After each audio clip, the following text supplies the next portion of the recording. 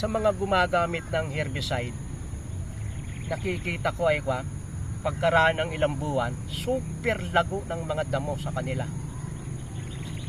Parang nakakatulong pang samantala yung herbicide.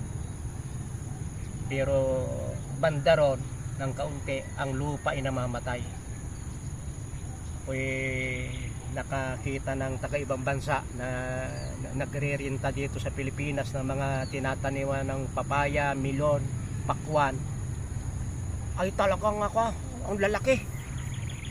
5 years ay tuwan-tuwa yung may-ari at ang mahal ng renta. Talagang makikitang bomba, herbicide, talagang matindi. Matindi yung mga pag-abono, alam nyo. Di 5 taon, mataas yung renta, tuwan-tuwa may-ari. Aalis na niya yung foreigner na nagrinta, ako na niya magtatanim. Naku, pag siya na magtatanim, halos hindi na mabuhay ang halaman.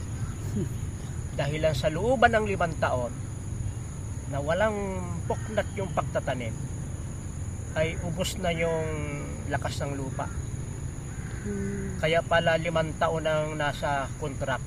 Sa looban ng 5 taon na yon, pang-6 na taon ay hindi na gaanong pakikinabangan.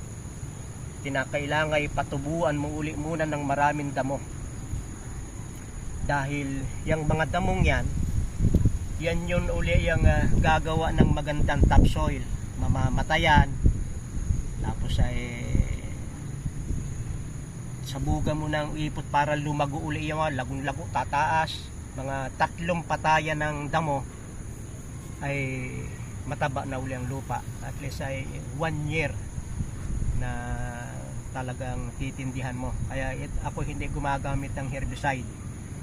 Ang aking ginagawa ay yan ay itong lilinisin. Yung damo ay sisibol sapagkat may mga bunga yan. Pagka sumibulan ng maganda ay saka natin gagamasan. Pag-amas ay pwedeng ganyan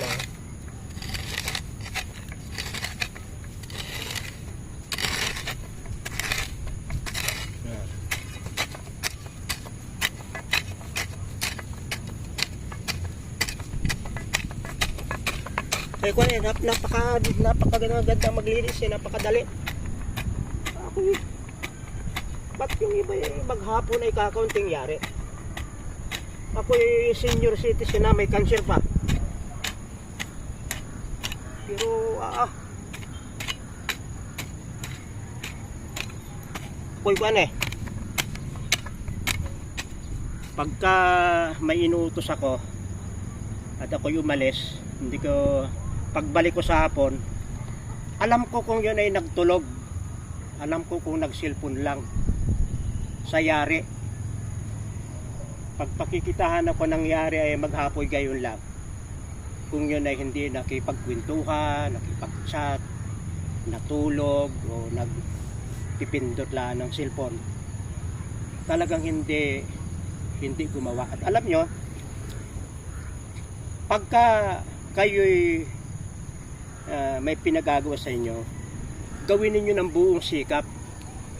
Kahit mababa ang sweldo, kahit maliit ang sahod, gawin niyo ng buong sikap. Sapagkat pag nakita ng Panginoon na kayo'y matapat sa inyong trabaho, yung Diyos ang makakayo dalhin sa ibang tao, dalhin sa ibang bansa. Kaya kahit huwag na tayong ganun magtrabaho at kakaunti ang sweldo, huwag gayon. Gawin mo ng buong sikap kung ano yung pinagkatiwala sa iyo. Balang araw ay tataas yung sahod mo, pagpapalaya, baka ikay sinusubukan. Ako'y pag ang tao'y masipag, ay binibigyan ko ng 4 extra sa sweldo. Pinaabutan ko dahil ay masipag Kaya't lahat ng masumpungan ng ating kamay, gawin natin ang buong sikap. Napakabilis bakit ba't kakaunti ang mayayari mo maghapon? Kung ano mo dyan, tapos pagkaraan ng 1 oras pahinga, huwag ng 2 oras, 1 oras ay pahinga. Kapag ginawa mo ng buong sikap yan naman, wala pang bunga yung mga damong yan, at iya'y magiging abono, magiging magiging abono na yan. Okay? Maraming salamat sa inyong pagsubaybay sa Natural Wilderness, si Pastor Vito.